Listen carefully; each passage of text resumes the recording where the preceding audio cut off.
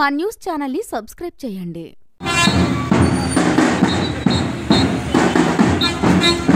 ఆంధ్ర రాష్ట్రంలో గణతంత్ర దినోత్సవ వేడుకలు గత 5 ఏళ్లలో ఏదైతే రాజ్యాంగ స్ఫూర్తి దెబ్బతిందో మరలా ఆ రాజ్యాంగ స్ఫూర్తికి ప్రతీకగా మనము ఈ ఏదైతే వేడుకలు చేసుకుంటామో ఆ గణతంత్ర దినోత్సవం అంటేనే మన రాజ్యాంగాన్ని మనం రచించుకున్న రోజు, అమలు చేస్తున్న రోజు.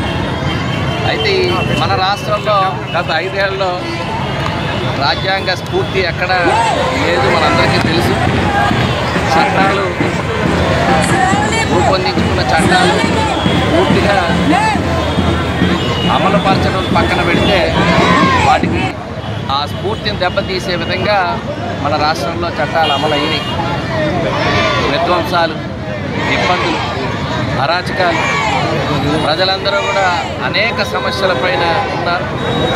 నాయకులందరినీ కూడా ఒక భయప్రాంతంలో ఈ రాష్ట్రంలో ఒక స్వేచ్ఛాయుత వాతావరణం అనేటువంటిది లేకుండా ఏదైతే సమావేశాలకు కూడా రోడ్లపై వెళ్ళేటువంటి సమావేశాలకి ప్రతిపక్షాల మాటలకి కూడా కొత్త చట్టాలు తీసుకొచ్చి ఆ సమావేశాలకి కూడా అనుమతులు లేకుండా అనేక ఆంక్షల మధ్య ఈ రాష్ట్రంలో రాజ్యాంగం అమలైంది.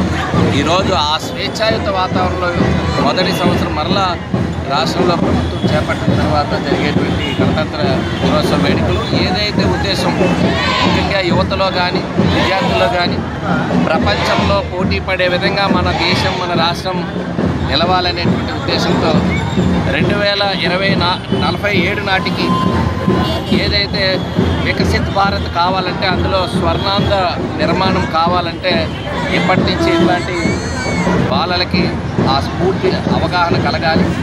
రాష్ట్రంలో ఉండేటువంటి అన్ని రిసోర్సెస్ని కూడా మన దేశంలో ఉండేటువంటి వనరులన్నింటినీ కూడా ప్రాపర్గా యూటిలైజ్ చేసుకుంటే ప్రపంచంలోనే ఉండేటువంటి మానవ వనరులు మన దగ్గర ఉన్నాయి అందరికంటే ఎక్కువగా. మరి అంతమంది వాటిని ప్రాపర్గా యూటిలైజ్ చేసుకున్నాను డెఫినెట్గా అది సాధ్యపడుతుంది. కాబట్టి అందరూ కలిసికట్టుగా ఏదైతే ఉద్దేశంతో మనం స్వాతంత్రం సాధించుకున్నామో, ఏదైతే రాజ్యాంగాన్ని మనం రచించుకున్నామో అది అమలయ్యే దినోత్సవం ఈ వేడుకల్లో భాగంగా మనందరం కూడా దీని గురించి ఆలోచన చేయాలి. ప్రపంచంలోనే అత్యంత అభివృద్ధి చెందే దేశంగా మనము కావాలనేటువంటిది మన అందరి సంకల్పం అని చెప్పి